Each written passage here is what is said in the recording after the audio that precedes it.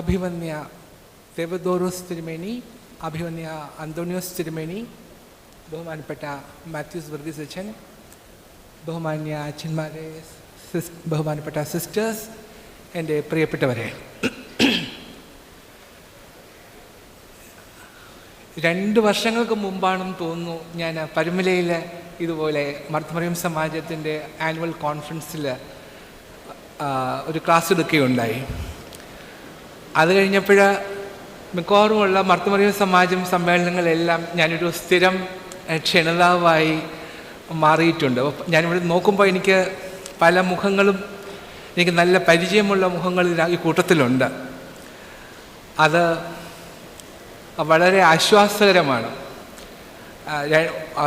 അവർക്ക് എന്നെ അറിയാം എന്നുള്ള ഒരു ആശ്വാസം, പിന്നെ ഞാൻ ചിലപ്പോൾ പറയുന്ന കാര്യങ്ങൾ അവരിതിന് മുമ്പ് കേട്ടിട്ടുണ്ടാവും എന്നുള്ളത് കൊണ്ടുള്ള ഒരു വിഷമവും ഇല്ലാതില്ല. ഈ സമ്മേളനത്തിൽ പങ്കെടുക്കണമെന്നുള്ള ബഹുമാനപ്പെട്ട മാത്യൂസ് വർഗീസ് അച്ഛൻ എന്നോട് പറഞ്ഞപ്പോൾ ഞാൻ ഉടനെ അത് സമ്മതിച്ചു. കാരണം അച്ഛനെ എനിക്ക് അതുപോലെ ഒഴിച്ചുകൂടാനാവാത്ത ഒരാളാണ്. ചെങ്ങന്നൂർ ഭദ്രാസനത്തിൻ്റെ സെക്രട്ടറി ആയിരുന്ന കാലം മുതൽ എനിക്ക് അച്ഛനെ നന്നായിട്ടറിയാം. അച്ഛൻ്റെ പ്രവർത്തന രീതികളെക്കുറിച്ചറിയാം.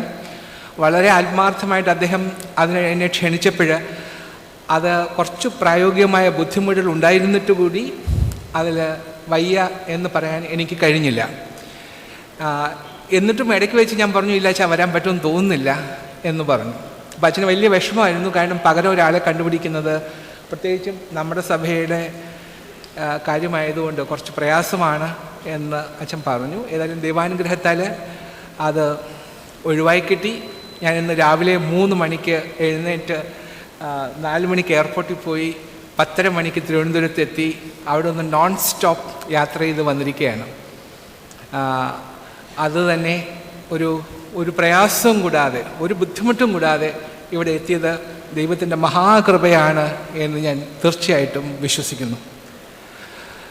ഞാൻ ഈ മർത്തമറിയം സമാജത്തിൽ അഭിസംബോധന ചെയ്യുമ്പോഴെല്ലാം എൻ്റെ മനസ്സിൽ ആദ്യം ഓടിയെത്തുന്നത് എൻ്റെ പ്രിയപ്പെട്ട അമ്മച്ചിയുടെ ചിത്രമാണ്.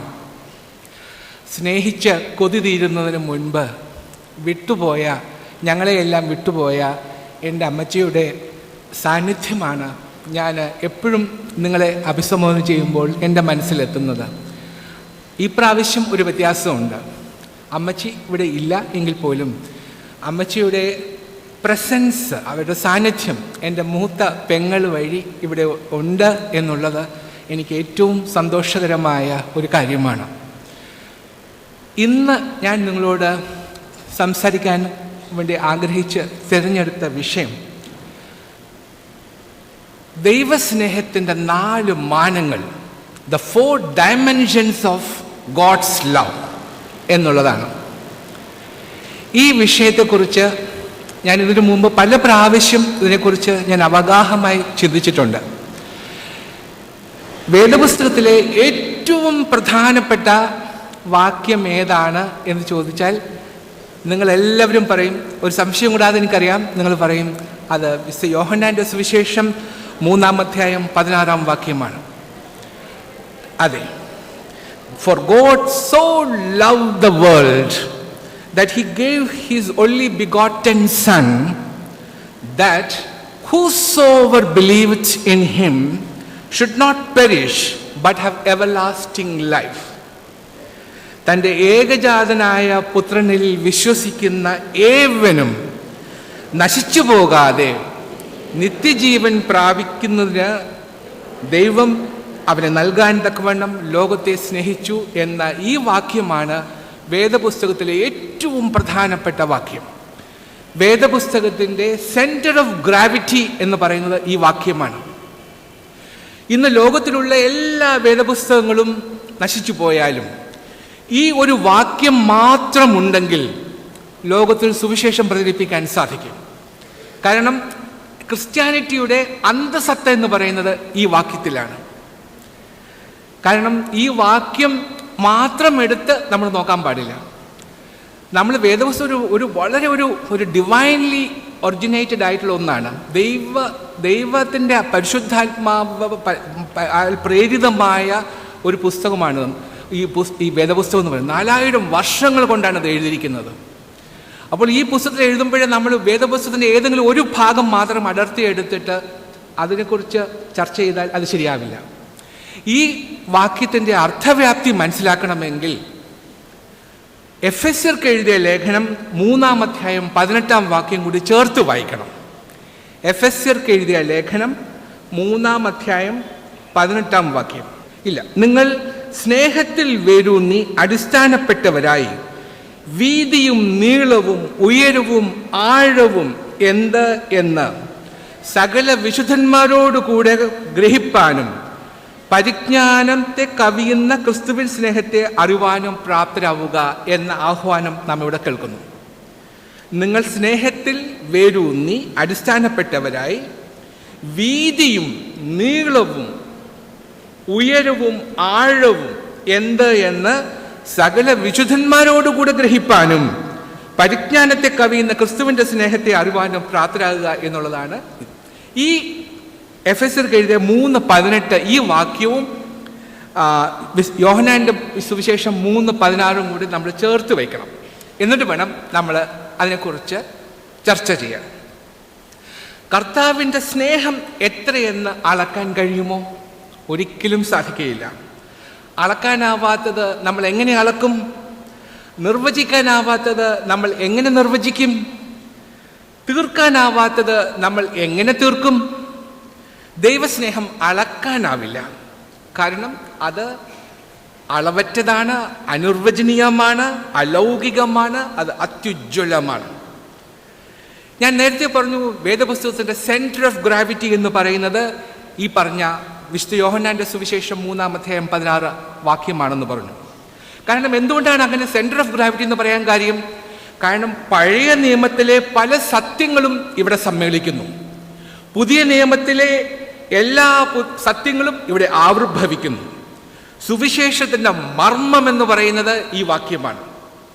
പൗലോസ് അപ്പോസ്തലൻ ദൈവത്തിൻ്റെ സ്നേഹത്തിൻ്റെ വീതിയും നീളവും ഉയരവും ആഴവും എന്തെന്ന് ഗ്രഹിക്കാൻ നമ്മെ ആഹ്വാനം ചെയ്യുന്നു.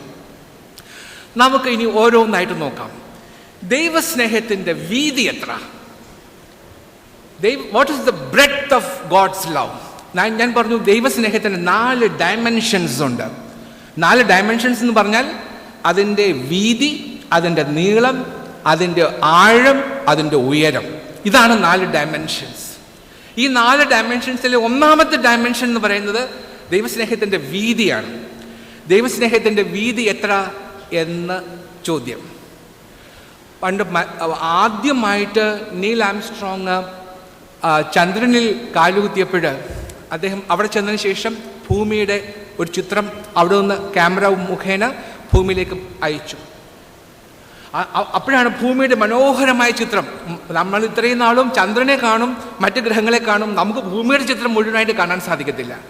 ഒരാൾ ആദ്യമായിട്ടൊരു മനുഷ്യൻ മറ്റ് ചന്ദ്രഗോളത്തിൽ ചെന്ന് നോക്കുമ്പോഴാണ് ഭൂമിയുടെ മനോഹരമായ ദൃശ്യം കണ്ടത്. ആ ദൃശ്യം മുഴുവൻ ടെലിവിഷൻ കൂടി കാണിച്ചുകൊണ്ടിരുന്ന സമയത്ത് വലിയ വലിയ പ്രശസ്ത സുവിശേഷകനായിരുന്ന ബില്ലി ഗ്രഹാം ഈ ചിത്രം കണ്ടുകൊണ്ടിരിക്കുകയായിരുന്നു. അദ്ദേഹം ടെലിവിഷനിൽ ഈ ഭൂമിയുടെ ഈ ചിത്രം, ഈ മനോഹരമായ ചിത്രം, ഉരുണ്ട ഗോളം കണ്ടപ്പോൾ ഈ ബില്ലി ഗ്രഹാം എന്ന് പറഞ്ഞ ലോകപ്രശസ്തനായ സുവിശേഷകൻ ഓടിച്ചെന്ന് ആ ടെലിവിഷൻ സെറ്റിനെ ഇങ്ങനെ മാറോട് അണച്ചു. ഇത് ഒരു നല്ല ഇവാഞ്ചലിസ്റ്റിൻ്റെ ഏറ്റവും വലിയ ഗുണമാണ്. ലോകത്തെ മുഴുവനും മാറോട് ചേർക്കുക, എല്ലാത്തിനെയും അതിനെ ചുറ്റിപ്പറ്റി. അതിനകത്ത് ഒരു വ്യത്യാസവും ഉണ്ടാവാൻ പാടില്ല. എത്ര ഭൂഖണ്ഡങ്ങളുണ്ടെന്നോ എത്ര സമുദ്രങ്ങളുണ്ടെന്നോ ഒന്നും ഇല്ല. എന്ത് ജാതിയാണ്, എന്ത് മതമാണ്, ഇല്ല. എല്ലാം അത് മാറോട് അണയ്ക്കുക. അതാണ് അദ്ദേഹം ചെയ്തത്. നോക്കൂ, നമ്മളുടെ കർത്താവ് ഇതുപോലെ ഒരു കാര്യം ചെയ്തു. ആദിയിൽ പാപം പിറന്നപ്പോൾ, മനുഷ്യൻ ആദം പാപം ചെയ്തപ്പോൾ എന്താ സംഭവിച്ചത്? പർദീസിൽ നിന്നും പുറത്താക്കി. അവരെ പുറത്താക്കിയപ്പോൾ ദൈവം അവരെ കൈവറ്റില്ല, ദൈവം അവരെ താങ്ങിയെടുത്തു. മാലാഖമാർ ഇതുപോലെ പാപം ചെയ്തു. മാലാഖമാർ നിഷ്കാസിതരായപ്പോൾ, സ്വർഗത്തിൽ നിന്നും പുറത്താക്കിയപ്പോൾ ദൈവം അവരെ താങ്ങിയില്ല. പക്ഷെ മനുഷ്യൻ പാപം ചെയ്തപ്പോൾ അവനെ താങ്ങിയെടുക്കാൻ ദൈവമുണ്ടായിരുന്നു. അപ്പോൾ മാലാഖമാർ വീണപ്പോൾ അവരെ താഴ്ത്തി നിർത്താൻ, അവരെ കൈക്ക് പിടിച്ച് എഴുന്നേൽപ്പാൻ ദൈവം തുനിഞ്ഞില്ല. പക്ഷേ മനുഷ്യൻ പാപം ചെയ്തപ്പോൾ അവൻ ഇരു കരങ്ങളും നീട്ടി അവരെ മാറോടണച്ചു. ഇതാണ് ദൈവസ്നേഹത്തിൻ്റെ വീതി. ഈ വേദവാക്യത്തിൽ ആദ്യത്തെ ഭാഗം, for God so loved the world, അവൻ ലോകത്തെ അത്രമാത്രം സ്നേഹിച്ചു. He loved the world so much that he could put both his hands and took the entire globe close to his chest. അവൻ്റെ മാറോട് അനക്കാൻ അവന് സാധിച്ചു. ഇതാണ് ദൈവസ്നേഹത്തിൻ്റെ വീതി എന്ന് പറയുന്നത്. ദൈവസ്നേഹത്തിൻ്റെ വീതി അളക്കാൻ വയ്യ, അത് മനുഷ്യന് സാധ്യമല്ല. അതെല്ലാം അവൻ്റെ ചിന്തയ്ക്ക് അപ്പുറമാണ്. അതുകൊണ്ടാണ് പരിശുദ്ധന്മാരുമൊത്ത് ദൈവസ്നേഹത്തിൻ്റെ വീതി എത്ര എന്ന് അളക്കണമെന്ന് പൗലോസ് ശ്ലീഹ ആഹ്വാനം ചെയ്യുന്നത്. അപ്പോൾ ദൈവസ്നേഹത്തിൻ്റെ വീതി എന്ന് പറയുന്നത് ഈ ലോകത്തെ മുഴുവനും 5 ഭൂഖണ്ഡങ്ങൾ, 7 മഹാസമുദ്രങ്ങൾ, ഇതെല്ലാമുള്ള ഭൂഗോളത്തെ സ്വന്തം മാറോട് ചേർക്കാൻ മാത്രം വീതിയുള്ളതാണ് ദൈവസ്നേഹം എന്ന് മനസ്സിലാക്കുക. ഇനിയും അടുത്ത ചോദ്യം, അടുത്ത ഡയമെൻഷൻ എന്താ? ഞാൻ പറഞ്ഞു വീതി ഒരു ഡയമെൻഷനാണ്. അടുത്ത ഡയമെൻഷൻ എന്ന് പറയുന്നത് നീളമാണ്. ദൈവസ്നേഹത്തിൻ്റെ നീളം എത്ര? ലോകത്തെ മുഴുവൻ സ്നേഹിക്കാൻ മാത്രം ദൈവസ്നേഹത്തിന് വീതി ഉണ്ടെങ്കിൽ അതിൻ്റെ നീളം എത്ര എന്നുള്ളതാവണം അടുത്ത ചോദ്യം. അതിനുള്ള ഉത്തരവും ഈ വേദഭാഗത്ത് പറയുന്നുണ്ട്. തൻ്റെ ഏകജാതനായ പുത്രനെ അവൻ നൽകി. He gave his only begotten sun. സ്വന്തം മകനെ നൽകാൻ മാത്രം നീളമുള്ളതാണ് അവൻ്റെ സ്നേഹം. നിങ്ങൾ തീർച്ചയായിട്ടും ഇവിടെ ഞാനിപ്പോൾ ഡൽഹിയിൽ നിന്ന് വരുന്ന ആളാണ്, മലയാളിയാണെങ്കിലും ഇപ്പോൾ ഡൽഹിയിൽ ജോലി നോക്കുക. ഇവിടെ നമ്മൾക്കറിയാം, നമ്മുടെ നാട്ടിൻ പ്രദേശത്തൊക്കെ നമ്മൾ രാവിലെയൊക്കെ അല്ലെങ്കിൽ നമ്മൾ പുറത്തിറങ്ങി നോക്കുമ്പോൾ ചിലപ്പോൾ കൃഷ്ണപ്പരുന്ത് ഇങ്ങനെ വട്ടമിട്ട് പറക്കുന്നത് കണ്ടിട്ടില്ലേ? അപ്പോൾ കൃഷ്ണപ്പരുന്ത് പറക്കുന്നത് കാണാൻ നല്ല രസമാണ്. ആദ്യം അത് ഒത്തിരി ദൂരെ നിന്നാണ് അത് പറക്കുന്നത്. അപ്പോൾ അത് പറക്കുമ്പോൾ ആദ്യം ചിറകട്ടടിച്ച് അതിങ്ങനെ പറക്കും. കുറച്ച് കഴിയുമ്പോൾ ആ നീലാകാശത്തിൽ അതിങ്ങനെ പറക്കും. അത് കഴിയുമ്പോൾ കുറച്ച് സമയം കഴിയുമ്പോൾ മന്ദമാരുതിനോടൊപ്പം അലസമായി ചിറകുകൾ അടിക്കാതെ അതിങ്ങനെ വട്ടത്തിൽ ഇങ്ങനെ പറക്കും. ഇതിങ്ങനെ പറക്കുന്നത് കാണാൻ നല്ല ശേലാണ്. പക്ഷെ ഇതിങ്ങനെ പറക്കുമ്പോൾ നിങ്ങൾ ചിന്തിച്ചിട്ടുണ്ടോ, അതിൻ്റെ ഹൃദയം എന്തിനെക്കുറിച്ച് ഓർത്തിട്ടാവും മിടിക്കുന്നത്? അതിൻ്റെ ഹൃദയ തന്ത്രികൾ എന്തിനെ ഓർത്തിട്ടാവും അത് തുടിക്കുന്നത്? നോക്കൂ, അങ്ങ് ദൂരെ എവിടെയോ ഒരു വൃക്ഷശാഖയിൽ ചകിരിനാരും ചുള്ളിക്കമ്പും കൊണ്ട് താൻ ഉണ്ടാക്കിയ ഒരു കൂട്ടിൽ പറക്കമുറ്റാത്ത കുറെ കുഞ്ഞുങ്ങൾ ഇരിക്കുന്നുണ്ടാവും. അതിനെ ഓർത്തിട്ടാവില്ലേ ഈ കൃഷ്ണപ്പരുന്തിൻ്റെ ഹൃദയതന്ത്രികൾ മിടിക്കുന്നത്? അങ്ങനെയെങ്കിൽ ഏതോ ഒരു ഗോളത്തിലിരുന്ന് എത്രയോ കാതങ്ങൾക്കപ്പുറത്തിരിക്കുന്ന ദൈവം തമ്പുരാൻ അവൻ്റെ ഹൃദയമിടിപ്പ് ആരെക്കുറിച്ച് ഓർത്തിട്ടാവും? തീർച്ചയായും അങ്ങ് ദൂരെ ഭൂമിയിൽ, ഒന്നുകിൽ തിരുവനന്തപുരത്ത്, അല്ലെങ്കിൽ കോഴിക്കോട്ട്, അല്ലെങ്കിൽ ഇടുക്കിയിൽ, അല്ലെങ്കിൽ ഡൽഹിയിൽ, അല്ലെങ്കിൽ അമേരിക്കയിൽ, ദുബായിൽ, അവിടെയൊക്കെ ഇരിക്കുന്ന തൻ്റെ പ്രിയ മക്കളെ ഓർത്തിട്ടാവില്ലേ അവൻ്റെ ഹൃദയതന്ത്രികൾ തുടിക്കുന്നത്? നോക്കൂ, ലോകത്തിൽ എവിടെയെങ്കിലും ഉണ്ടെങ്കിൽ അവൻ്റെ പ്രിയ മക്കൾ എവിടെയുണ്ടോ അവിടെ എത്താൻ മാത്രം നീളമുള്ളതാണ് അവൻ്റെ സ്നേഹം.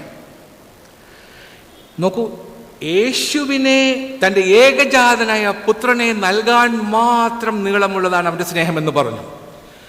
ദൈവം തൻ്റെ ഏകപുത്രനെ നൽകി. വിശുദ്ധ വേദപുസ്തകം നൽകിയതായിട്ട് പറയുന്ന ഒരാളേ ഉള്ളൂ. അവൻ മോശയെ അയച്ചു, ദാവീദിനെ അയച്ചു, പിന്നെ ഏലിയാവിനെ അയച്ചു, എസക്കിയേൽ, ദാനിയേൽ, നെഹമ്യാവ്, പ്രവാചകന്മാരെ എല്ലാം അയച്ചു. ആരെയും നൽകിയില്ല. നൽകിയത് ഒരാളെ മാത്രം, യേശുവിനെ മാത്രമേ നൽകിയുള്ളൂ. അപ്പം മറ്റുള്ളവരെ ഹി സെൻഡ് ദം, അവരെ അയച്ചു, but he never gave dum. അല്ലേ? അങ്ങനെ കൊടുത്തത് ഒരാൾ മാത്രമേ ഉള്ളൂ. ലോകത്തിലെ ഞാനും നിങ്ങളും അനുഭവിക്കുന്ന വേദന കണ്ട് ദൈവം നമ്മെ രക്ഷിക്കാൻ വേണ്ടി തൻ്റെ ഏകജാതനായ പുത്രനെ അയച്ചു. ദൈവസ്നേഹത്തിന് എത്താവുന്ന ദൂരം മുഴുവനും അതെത്തി. ദൈവം തൻ്റെ ഏകജാതനെ നൽകിയപ്പോൾ ഓർമ്മിക്കുക, മറ്റൊരു പുത്രൻ അവനുണ്ടായിരുന്നില്ല. ഇത് ഒരിക്കൽ ഒരു സുവിശേഷകൻ പള്ളിയിൽ വന്ന് പ്രസംഗിക്കുകയായിരുന്നു. അപ്പോൾ അദ്ദേഹം പള്ളിയിൽ വന്ന് പ്രസംഗിച്ചപ്പോൾ അദ്ദേഹത്തിൻ്റെ ഒരു കഥ പറഞ്ഞു. അദ്ദേഹം പറഞ്ഞു, ഒരിക്കൽ ഒരു വയസ്സായ ഒരു മനുഷ്യൻ അദ്ദേഹത്തിൻ്റെ മകൻ്റെ കൂട്ടുകാരനും മൊത്ത് മീൻ പിടിക്കാൻ വേണ്ടി പോയി. ഒരു ചെറിയ ബോട്ടിലാണ് പോയത്. ബോട്ടിൽ പോയി അവർ ആഴക്കടലിൽ ചെന്ന് മീൻ പിടിക്കാൻ വേണ്ടി ശ്രമിച്ചു. പെട്ടെന്ന് മീൻ പിടിക്കാൻ വേണ്ടി ശ്രമിച്ചു, ഒന്നും കിട്ടിയില്ല. കുറേ രാത്രിയായി. അപ്പോഴേക്കും പെട്ടെന്ന് ആകാശം ഇരുണ്ടു, പെട്ടെന്ന് കടൽ ക്ഷോഭിച്ചു. ആ കടൽമാലകൾ പർവ്വതാകാരങ്ങളായ ആ തിരമാലകളിൽപ്പെട്ട് അവൻ്റെ വഞ്ചി ഓയലാടാൻ തുടങ്ങി. പെട്ടെന്ന് കടൽ ക്ഷോഭിച്ചപ്പോൾ ഈ അപ്പൻ്റെ മകൻ്റെ കൂട്ടുകാരനും ഇവർ മൂന്നുപേരും ആ കൊച്ചു ബോട്ടിൽ നിന്ന് അങ്ങോട്ട് പ്രയാസപ്പെടാൻ തുടങ്ങി. പെട്ടെന്ന് ഒരു വലിയ തിരമാല വന്നു, ബോട്ട് ആടി ഉലഞ്ഞു. ഈ രണ്ട് പിള്ളേരും, ഈ അപ്പൻ്റെ മകൻ്റെ കൂട്ടുകാരനും ബോട്ടിൽ നിന്നും തെറിച്ചു വീണു. അപ്പൻ നല്ല പ്രാക്ടീസുള്ള ഒരു മുക്കുവനായതുകൊണ്ട് അയാൾക്ക് ആ ബോട്ടിൽ ബാലൻസ് ചെയ്ത് നിൽക്കാൻ സാധിച്ചു. പക്ഷേ തിരമാലകൾക്കിടയിൽപ്പെട്ട് തൻ്റെ മകൻ്റെ കൂട്ടുകാരനും മുങ്ങിത്താഴുന്നത് കണ്ടപ്പോൾ അപ്പനാകെ വിഷമമായി. എന്ത് ചെയ്യാൻ സാധിക്കും? ഒരു മാർഗവുമില്ല. ആകെ ഉള്ളത് ഒരു വടം മാത്രമേ ആ കൊച്ചു ബോട്ടിലുണ്ടായിരുന്നുള്ളൂ. ലൈഫ് ബോയ്സ് ഒന്നും ഉണ്ടായിരുന്നില്ല, ഒരു വടം മാത്രം. അപ്പോൾ അപ്പൻ വിചാരിച്ചു, ഈ വടം എറിഞ്ഞാൽ ഒരാളെ രക്ഷപ്പെടുത്താം. അതിൽ ആരെ രക്ഷപ്പെടുത്തണം? സ്വന്തം മകനെ രക്ഷപ്പെടുത്തണമോ അതോ മകൻ്റെ കൂട്ടുകാരനെ രക്ഷപ്പെടുത്തണമോ? അപ്പൻ ഇതികർത്തവ്യത മൂഢനായി. എന്ത് ചെയ്യണമെന്നറിയാതെ ഒരു നിമിഷം അദ്ദേഹം പകച്ചു നിന്നു. പെട്ടെന്ന് അദ്ദേഹം തീരുമാനിച്ചു, ഇല്ല, എൻ്റെ മകൻ ക്രൈസ്തവനാണ്, അവൻ മരിച്ചാലും അവന് നിത്യജീവൻ ലഭിക്കും. എന്നാൽ എൻ്റെ മകൻ്റെ കൂട്ടുകാരനായ ഹൈന്ദവൻ, അവൻ മരിച്ചാൽ അവന് നിത്യജീവൻ ലഭിക്കുകയില്ല. അതുകൊണ്ട് എൻ്റെ മകനെ പകരം എൻ്റെ മകൻ്റെ കൂട്ടുകാരനെ രക്ഷിക്കണമെന്ന് പറഞ്ഞ് ഈ അപ്പൻ വടമെടുത്ത് എറിഞ്ഞുകൊടുത്തു. തൻ്റെ മകൻ്റെ കൂട്ടുകാരനെ ലക്ഷ്യമാക്കി എറിഞ്ഞുകൊടുത്തു.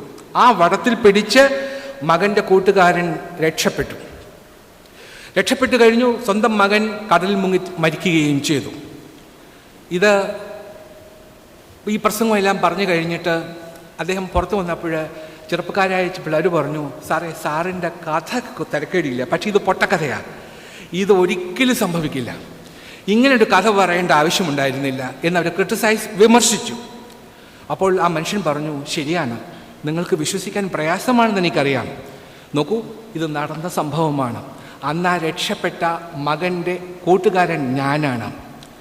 ഞാൻ അതിനുശേഷം ക്രൈസ്തവനായി ഈ സുവിശേഷം പ്രചരിപ്പിക്കാൻ വേണ്ടി ഞാൻ നിങ്ങളുടെ മുമ്പിൽ നിൽക്കുന്നു എന്ന് പറഞ്ഞു. ഇത് നടന്ന സംഭവമാണ്. നോക്കൂ, ഇത് നമുക്ക് വിശ്വസിക്കാൻ പ്രയാസം. എന്നാൽ ഇതിലുമൊക്കെ എത്രയോ വലിയൊരു സംഭവം വർഷങ്ങൾക്ക് മുമ്പ്, 2000 വർഷങ്ങൾക്ക് മുമ്പ് നടന്നിരിക്കുന്നു. ദൈവം തൻ്റെ ഏകജാതനായ പുത്രനെ ഇതുപോലെ നൽകി. മറ്റുള്ളവർക്ക് രക്ഷപ്പെടുത്താൻ വേണ്ടി, എനിക്കും നിങ്ങൾക്കും നിത്യജീവൻ ലഭിക്കാൻ വേണ്ടി സ്വന്തം മകനെ അവൻ വലിച്ചെറിഞ്ഞു. അതാണ് ദൈവസ്നേഹത്തിൻ്റെ നീളമെന്ന് പറയുന്നത്. ഇനി നോക്കൂ, ആകാശത്ത് എത്രയോ നക്ഷത്രങ്ങളുണ്ട്. നമ്മൾക്ക് പറയാം എണ്ണിയാൽ ഒടുങ്ങാത്ത നക്ഷത്രങ്ങളെന്ന് പറയും. അത് ശരിയല്ല. ഇന്ന് ശാസ്ത്രത്തിന് പറയാൻ സാധിക്കും എത്ര നക്ഷത്രങ്ങൾ ആകാശത്തുണ്ട് എന്ന്. നമ്മൾ പറയും എണ്ണിയാൽ ഒടുങ്ങാത്ത മരങ്ങൾ എന്ന് പറയും. അതും ശരിയല്ല. ഇന്ന് കൃത്യമായിട്ട് GPS ഒക്കെ ഉപയോഗിച്ച്, ഗ്ലോബൽ പൊസിഷനിങ് സിസ്റ്റം ഒക്കെ ഉപയോഗിച്ച് പറയാൻ സാധിക്കും ഓരോ ഭൂഖണ്ഡത്തിലും ഓരോ സ്ഥലത്തും എത്ര മരങ്ങളുണ്ട് എന്ന്. അതും നിർണ്ണയിക്കാൻ സാധിക്കും. നമ്മൾ പറയും ലോകത്തിലെ സ്വർണ്ണഖനികളിലുള്ള സ്വർണം എത്ര നിർണ്ണയിക്കാൻ പറ്റുന്നില്ല എന്നൊക്കെ പറയും. ശരിയല്ല, അതും നിർണ്ണയിക്കാൻ സാധിക്കും. ലോകത്തിലെ എല്ലാ സ്വർണ്ണഖനികളിലും എന്തുമാത്രം സ്വർണ്ണമുണ്ടെന്നുള്ളത് കൃത്യമായിട്ട് പറയാൻ സാധിക്കും. എന്നാൽ കാൽവരിയിലെ ക്രൂശിലേക്ക് നോക്കുമ്പോൾ അവൻ്റെ സ്നേഹം എത്രമാത്രം ഉണ്ടെന്ന് നമുക്ക് നിർണ്ണയിക്കാനാവില്ല. ബാക്കി ലോകത്തിലുള്ളത് എന്തും നമുക്ക് നിർണ്ണയിക്കാം, എന്തും നമുക്ക് ക്ലിപ്തപ്പെടുത്താം.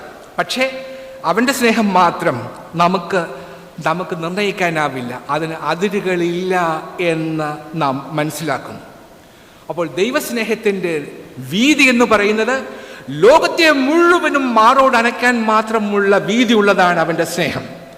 അവൻ്റെ സ്നേഹത്തിൻ്റെ നീളം എത്ര എന്ന് ചോദിച്ചാൽ സ്വന്തം ഏകജാതനായ സ്വന്തം പുത്രനെ നൽകാൻ മാത്രം വലിയ നീളമുള്ളതാണ് അവൻ്റെ സ്നേഹം എന്നുള്ളതാണ് അതിൻ്റെ ഉത്തരം. ഇനി ദൈവസ്നേഹത്തിൻ്റെ മൂന്നാമത്തെ ഡയമെൻഷൻ, ദൈവസ്നേഹത്തിൻ്റെ ആഴമെത്ര,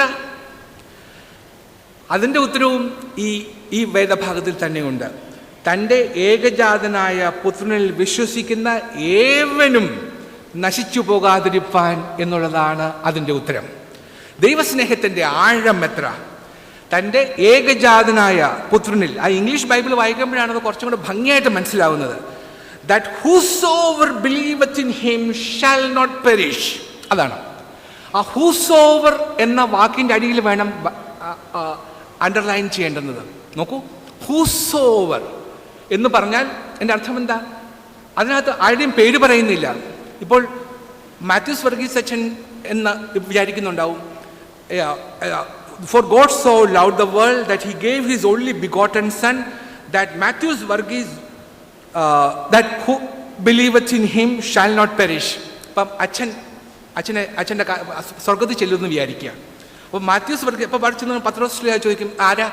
ഞാൻ മാത്യൂസ് വർഗീസ്, ഫാദർ, ചെങ്ങന്നൂർ ഭദ്രാസനത്തിൻ്റെ സെക്രട്ടറി ആയിരുന്നു, മർത്തമറിയം സമാജത്തിൻ്റെ സെക്രട്ടറി. അത് കഴിഞ്ഞ ഒരു പ്രവർത്തിച്ച ആളാണ്. അവിടെ ഞാൻ എന്നെ ഏകജാതനായ പുത്രനിൽ വിശ്വസിക്കുന്ന ആളാണ് എന്ന് പറയും. അപ്പോൾ പറയും മാത്യൂസ് വർഗീസ്, ഈ മാത്യൂസ് വർഗീസിൽ വേറൊരു മാത്യൂസ് വർഗീസ് ഉണ്ട് എന്ന് പറയും. അപ്പം അച്ഛനത് നിരാശയാവും ഇല്ലേ? വലിയ കാര്യമായിട്ട് അങ്ങോട്ട് ചെന്നതാണ്.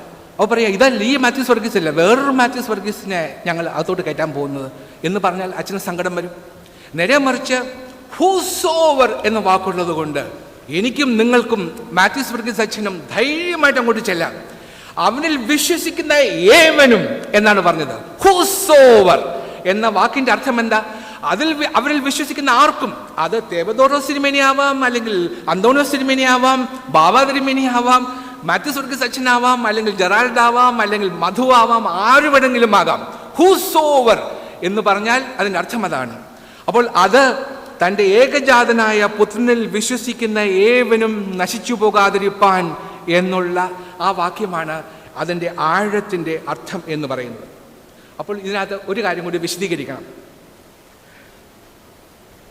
വിശ്വസിക്കുന്നു, തൻ്റെ ഏകജാതനായ പുത്രനിൽ വിശ്വസിക്കുന്ന ഏവനും. അപ്പോൾ ചോദിക്കും, ഈ വിശ്വാസം എന്ന് പറയുന്നത് എന്താ? വിശ്വസിക്കുന്നത് എങ്ങനെയാ? ഇപ്പം നമ്മളെല്ലാം ക്രൈസ്തവ വിശ്വാസികളാണ് അല്ലേ? ക്രിസ്തുവിൽ വിശ്വസിക്കുന്നവരാണ് നമ്മളൊക്കെ. ഇങ്ങനെ ഇവിടെ ഇരിക്കുന്ന, എൻ്റെ മുമ്പിലിരിക്കുന്ന എല്ലാ വനിതകളും അല്ലെങ്കിൽ കേട്ടുകൊണ്ടിരിക്കുന്നവരും എല്ലാവരും ക്രിസ്തുവിൽ വിശ്വസിക്കുന്നവരാണ് എന്ന് കരുതാം. പക്ഷേ ഈ വിശ്വാസം എന്തുമാത്രം വിശ്വാസമുണ്ട് എന്നുള്ളത് നമ്മളൊന്ന് ശരിക്കും ഒന്ന് പരിശോധിച്ച് നോക്കണം. ഞാനൊരു ഉദാഹരണം പറയാം. നിങ്ങൾ നയാഗ്ര വെള്ളച്ചാട്ടത്തെക്കുറിച്ച് തീർച്ചയായിട്ടും കേട്ടിട്ടുണ്ടാവും. അപ്പം നയാഗ്ര വെള്ളച്ചാട്ടം ലോകത്തിലെ ഏറ്റവും വലിയ വെള്ളച്ചാട്ടമാണ്. അത് അമേരിക്കയുടെ ഒരു ഭാഗം അമേരിക്കയിലും മറുഭാഗം കാനഡയിലുമാണ്. രണ്ട് രാജ്യങ്ങളിലെ ചേർത്ത് വെച്ചിരിക്കുക. അത്രയും വലിയ വെള്ളച്ചാട്ടമാണ്. ഇതിൻ്റെ ഗർജനം മൈലുകൾക്കപ്പുറം നിന്നാലും കേൾക്കാൻ സാധിക്കും, വെള്ളച്ചാട്ടത്തിൻ്റെ ഗർജനം. അപ്പോൾ ഈ വെള്ളച്ചാട്ടം കാണാൻ വേണ്ടി കാനഡയുടെ ഭാഗത്തു നിന്നും കുറേ ആൾക്കാർ പോയി കാണും, അമേരിക്കയുടെ ഭാഗത്തു നിന്നും പോയി ആൾക്കാർ പോയി കാണും. ഈ വെള്ളച്ചാട്ടത്തിൻ്റെ മീതെ ഒരു കയറ്, ഒരു വലിയ ഇരുമ്പ് റോപ്പ് അല്ലെങ്കിൽ സ്റ്റീൽ കൊണ്ടുണ്ടാക്കിയ ഒരു വടം കെട്ടിയിട്ട് അതിൽ കൂടി ഒരു ടൈറ്റ് റോപ്പ് വാക്കർ നടന്നിട്ടുണ്ട്. ലോകപ്രശസ്തനായ ബിഡോവിൻ എന്നാണ് ഒരാളാണ് ഈ ടൈറ്റ് റോപ്പ് വാക്കർ. അപ്പോൾ ഇദ്ദേഹം ഈ നയാഗ്ര വെള്ളച്ചാട്ടത്തിൻ്റെ മുകളിലൂടെ ഈ വടം കെട്ടിയിട്ട് ആ വടത്തിലൂടെ ഒരു കമ്പി മാത്രം പിടിച്ച് ബാലൻസ് ചെയ്ത് ഇങ്ങനെ വളരെ പ്രയാസപ്പെട്ട് ആ എൻറ്റയർ ഡിസ്റ്റൻസ് നടക്കും. ഇത് കാണാൻ വേണ്ടി രണ്ട് ഭാഗത്തുമുള്ള ജനക്കൂട്ടമുണ്ടാവും. ഒന്ന് ആലോചിച്ച് നോക്കുക, ഒരടി തെറ്റിയാൽ വെള്ളച്ചാട്ടത്തിലേക്കാണ് വീഴുന്നത്, പിന്നെ ഒന്നും ഉണ്ടാവില്ല, ആളിനെ കിട്ടില്ല. ഇത്രയും റിസ്ക് എടുത്ത് ഈ റോപ്പിൽ കൂടി ഇങ്ങനെ നടക്കുക. ഇത് കാണാൻ വേണ്ടി ലക്ഷക്കണക്കിന് ആൾക്കാർ കാഴ്ചക്കാരായി വന്നു നിന്നു.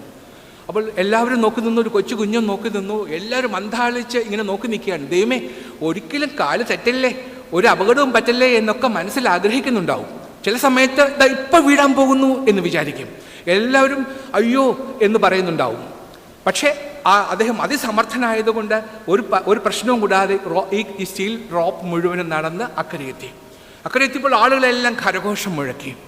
അപ്പോൾ ഈ നേരത്തെ കണ്ടുകൊണ്ടുവന്ന കൊച്ചു കുഞ്ഞ് ചെന്ന് പറഞ്ഞു, ഓ ദാറ്റ് വാസ് ഫാന്റാസ്റ്റിക്, അത് അത്ഭുതകരമായിരിക്കുന്നു എന്ന് പറഞ്ഞു. അപ്പോൾ ബെഡോവൻ ചോദിച്ചു, എന്താ വരുന്നോ, ഞാൻ മുകളിലോട്ട് കൊണ്ടുപോകാം, വരുന്നോ, എൻ്റെ കൂടെ വരുന്നോ എന്ന് ചോദിച്ചു. ചോദിക്കാത്ത താമസം കുഞ്ഞു പറഞ്ഞു, ഉവ്വ് ഞാൻ വരാം. അപ്പോൾ നിനക്ക് പേടിയില്ലേ?